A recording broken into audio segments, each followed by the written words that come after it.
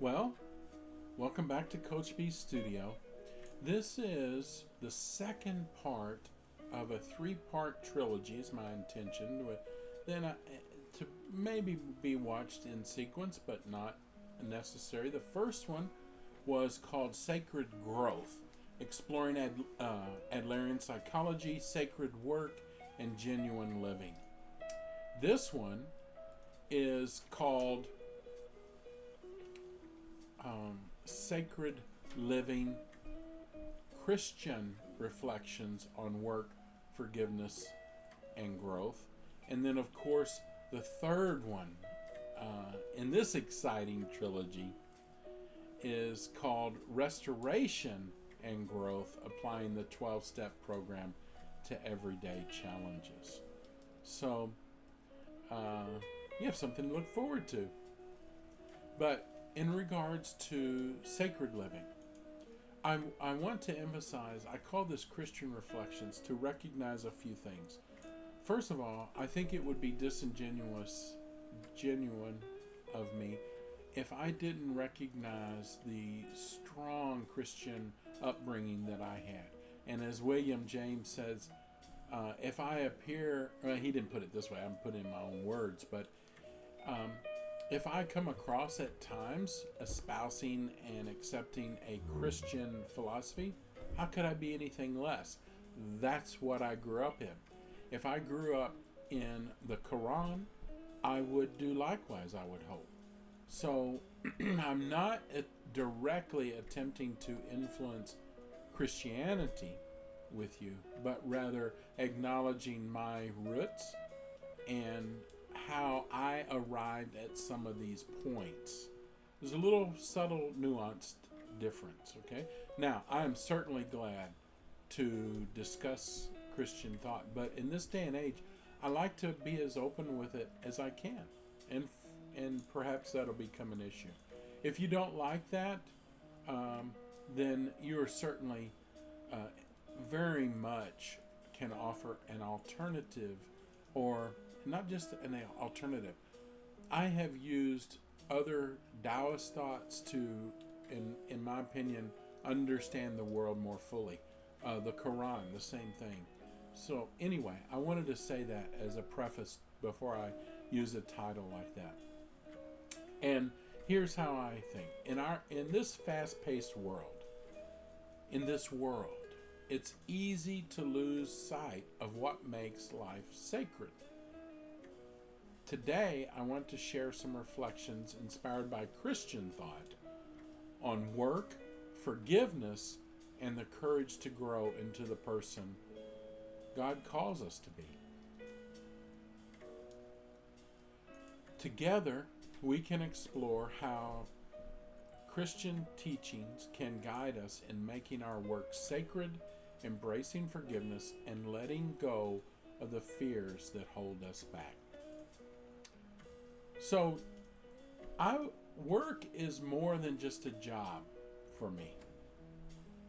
It is a job. It can become a vocation and a career, and then finally it can become a calling. Regardless of what I do, I have worked them all through those three stages, if you would. Those three phenomena on a spectrum. Now, whether you're leading a team, raising a family, building a community, mowing lawns, roofing, painting, digging ditches, all of which I've done, waiting tables, bartending, Christian thought invites us to dedicate our efforts to God's glory. Little different than perhaps some other ways of thinking. And I'm going to stay on this notion of God without having explained my concept of God at this point. Recognize God's calling. See your work as a part of God's plan, no matter how big or how small. Invite prayer and support. Seek prayer from your community to sustain and encourage you in your role. Haven't really defined prayer to you, and particularly from a non-religious point of view. I hope to do that in my fourth part, not of the trilogy, obviously. An addendum, if you would. Commit to integrity. Be a living example of Christian values in your workplace, even when it's challenging. When we dedicate our efforts to God, even the most ordinary task can become sacred acts of worship. Yeah, that's true. I've seen that. At least that point of view. Forgiveness is central in these teachings. It's not just about releasing others from guilt. It's also about freeing our own selves from resentment, self-condemnation, grudges, which we view as chains limiting our own selves. So it's a very pragmatic application of the Christian admonitions. Forgiveness of others helps us let go of grudges that block our ongoing relationships and spiritual growth or psychological growth. Forgiveness of self releases guilt and shame to fully embrace the grace that we hope is in this world. We need to be in this world, in between relationships, particularly loved ones. And finally, trust that God's forgiveness covers even what you cannot see.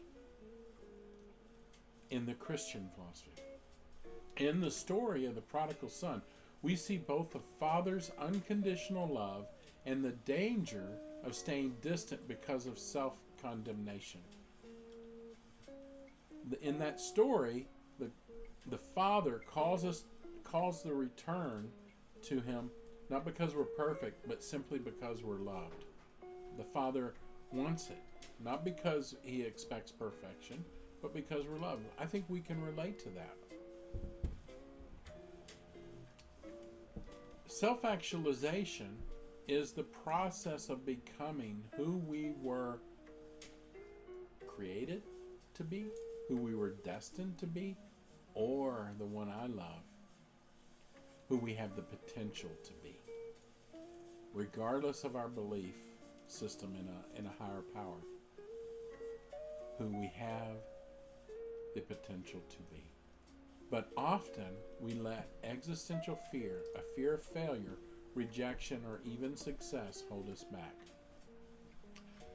So remember, to overcome fear, we identify the fear, we name barriers that might keep us from fully living to our purpose.